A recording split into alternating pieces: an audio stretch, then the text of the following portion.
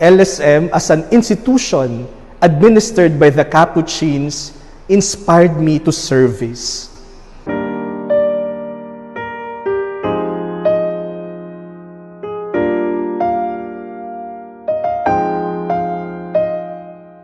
Every year, we were told again and again of the story of the life of Saint Francis of Assisi, his virtues of simplicity, poverty, love for creation, love for the poor, holiness, and total surrender to God were instilled in us.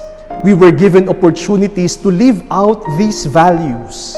There were activities on taking care of the environment. There were immersion and reach-out programs with the less fortunate. We were encouraged to take active part in community services.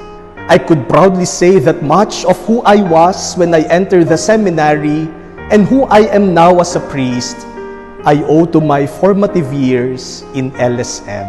LSM equipped my mind with knowledge, formed my heart to love God, and prepared my hands to serve others.